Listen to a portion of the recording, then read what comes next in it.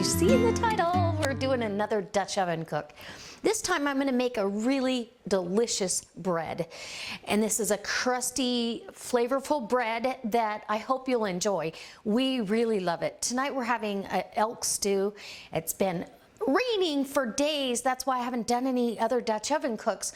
But today we have a break in the weather, or at least part of the day, and I'm gonna get this done for you because I don't see any rain in the forecast for the next few hours.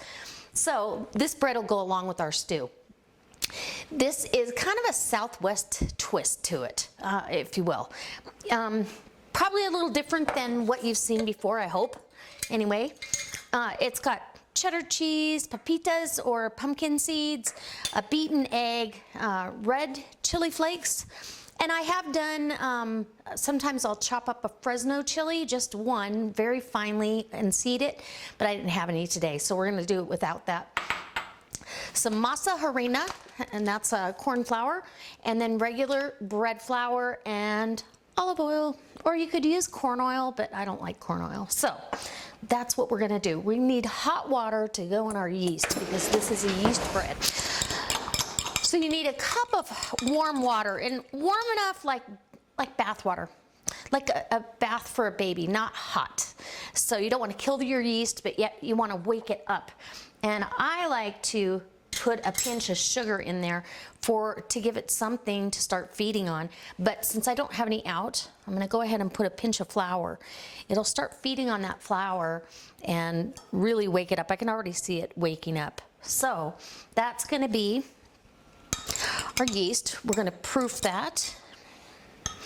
And let me get my hands wiped off here. I'm going to, in my mixing bowl, I'm going to add an egg, one beaten egg.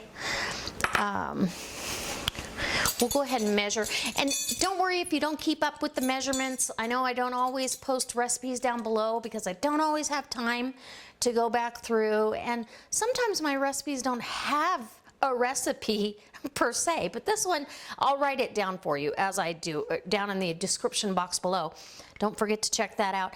And you're gonna need a half a teaspoon, make it a whole teaspoon, of salt. You're going to need 2 tablespoons of olive oil. I love the flavor that the olive oil brings to this bread. It really makes a difference. So good. So good. Okay, get rid of that. And I buy my bread or my olive oil in bulk, so that's why I go ahead and have it in a jar. So you're gonna need about a teaspoon of red pepper flakes, give or take. And we're gonna wait on the flour. Okay, our yeast is starting to wake up here. We're gonna go ahead and get us a 3/4 of a cup of masa flour, and that's gonna give it a great flavor. Oh my gosh. If you've never used masa flour, you're in for a treat because it really does give it a nice flavor. And then about 2 additional cups, but we're gonna do it 1 cup at a time, of bread flour. Okay, we'll get that in there. And oh, I'm so excited. 1 cup of cheddar cheese that I've grated. Go ahead and put that in. Sorry about the clanking. And a half a cup of pumpkin seeds or pepitas. It's gonna give it that great flair. We'll go ahead and add our yeast and our water into this mix. And this doesn't make a big, huge batch, so it's not like you're gonna get 2 loaves of bread out of it. I'm gonna be using my 10-inch Dutch oven and parchment paper inside, so it's gonna be easy cleanup. Oh, and if I was doing this in the house, I would still use my cast iron loaf pans, but we're doing this outside. So we're gonna let this knead. Let me bring you in and I'll show you what's going on. So So as you can see, we've got a nice dough started. We're not there yet, but we are getting there. And I go ahead and get these sides wiped down. And what's nice about this size of a loaf of bread is we're gonna have it tonight with our dinner, and then we may have a piece or two left over for tomorrow, and then it's gone and it doesn't go stale. So I'm gonna add some more flour. And your flour is gonna vary because of humidity in the air, and so you may or may not need the whole 2 cups of flour. And it smells wonderful. I love it. So once this comes together as a dough ball, which it's starting to do, we're gonna go ahead and let it knead for 5 to 7 minutes. Then we'll cover our bowl with saran wrap and let it double in size. Okay, as you can see, my dough has doubled, and it took about an hour. I put it in my oven with just the oven light on. You really don't need anything else. Now I've got one of those Dutch oven liners, but again, I told you in the last video, you can, or in one of my last videos for Dutch oven cooking, just cut a piece of parchment paper into a circle and you're good to go. Or put it in there, and I'm gonna trim the excess off anyhow. So we're gonna punch our dough down. Ooh, just beautiful. And it smells very good. It's got this beautiful yellow hue to it. The color is gorgeous. Part of that's from the cheese, part of that is from the egg. And okay, and I'm just gonna very rustically put it in a ball down in my Dutch oven, and we're gonna let this rise again. Now I'm gonna put it back in my oven with the light on just to keep the dough warm. It's cold in here, it's cold outside, so we want this to rise. I'm gonna go ahead and set up my coals now. I've actually already got it set up. I'm not going to take you along for that. I've got a video, and I'll post it in the iCard above, where I show you how to do the chimney start. I use 20 briquettes because 7 are going to go underneath and 13 on top. So measure your Dutch oven. -3, if it's a 10-inch, you get 10 coals. -3 on the bottom, +3 on top. Okay, so, ooh, it's going to be good. I can't wait. So much. So our dough has risen for the second time, and isn't that beautiful? And I've cut my parchment, so it's all good to go. I take a knife and just put shallow cuts in the top of the dough with a serrated knife without deflating your dough. You don't want to deflate your dough at this point. Then I like to take a little bit of flour, and just, it gives it a really rustic, artisan look to it. And there you go. This is going out on the coals. So let me get that set up. I'll take you outside and show you how I did it. Okay, so I've got my Dutch oven right here. We're gonna go ahead and put 13 coals on top first. And I built up my area a little bit. I'll kind of come back, zoom back away from it for you here in a second. So it's a little higher. And of course now I'm kneeling over, but it's okay. And I bought this is a Camp Chef metal stand to get it up off the ground, and it's cast iron as well. Okay, so we need 7 here. So that's 1, 2, 3, 4, 5, 6, 7. Okay, one more here. And we'll grab this one for the top. And then I'm gonna put my trivet to get it up off of the coals a little bit. And let me go ahead and put my Dutch oven right there. So guys, that's gonna bake like it's a 350-degree oven.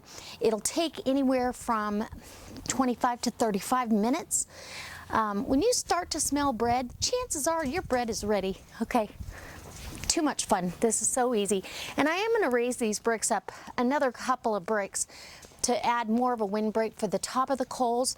But I've got bricks all across the bottom now, and it makes it easier. So when I'm standing up, it's a whole lot easier for me to deal with the Dutch oven without bending way over. So if you're going to build yourself a little Dutch oven pit, I was going to have my son make a stand. The ones that you can order online are very inexpensively made, although I did get a few people that suggested some other places to search for one, and I may end up doing that, but I'm not ready to put that money out yet, and this works just fine. So while this is cooking, I'm going to build up the bricks. All right, guys, we'll be back. Okay, guys, it's time to check, and I can tell it's done because I can smell the fresh bread. It smells incredible.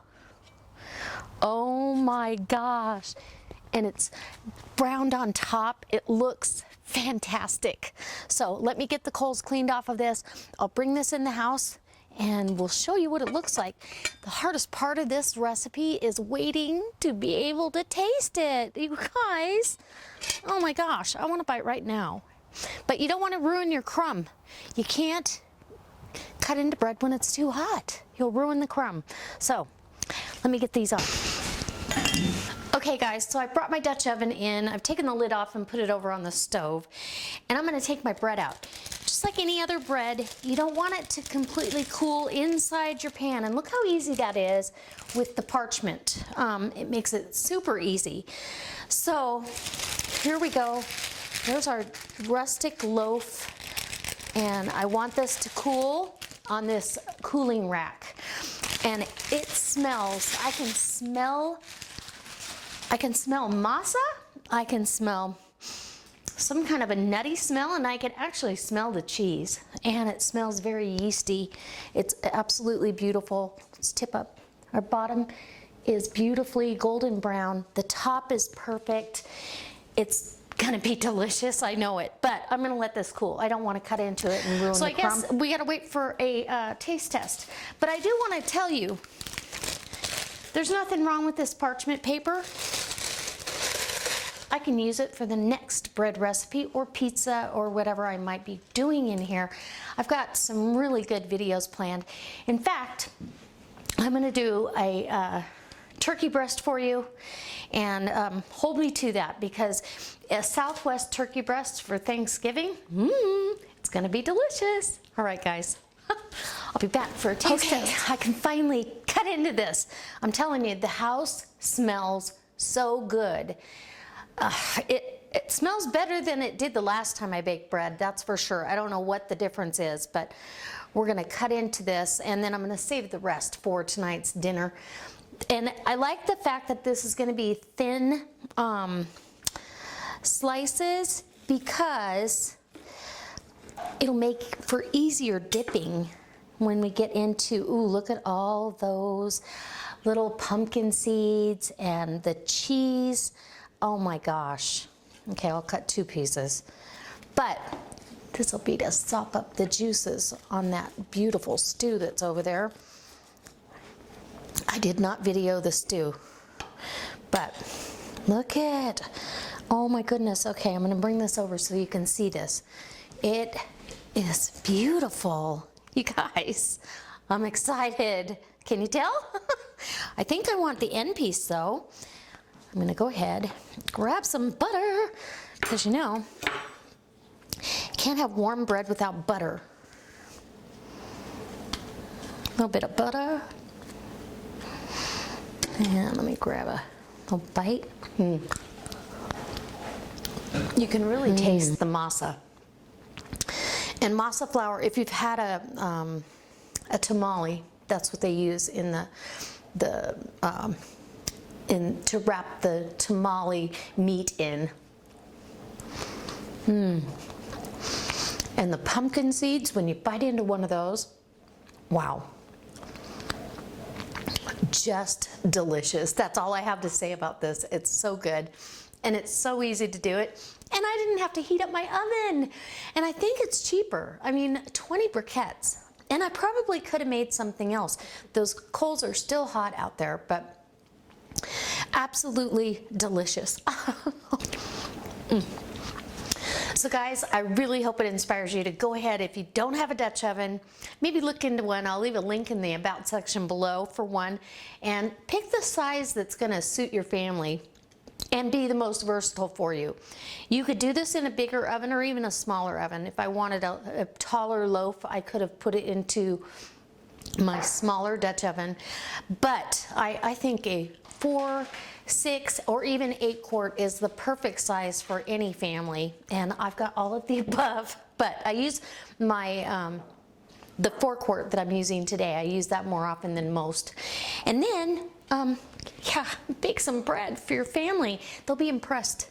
And this is gonna stay warm for tonight. Hey, dude, he wants some bread too, I think. Actually, he wants out, but I hope it inspires you, and I can't wait to see you next time. If you're not a subscriber, hit subscribe. And hopefully you give me a thumbs up, share it on your Facebook page. All right, guys, bye.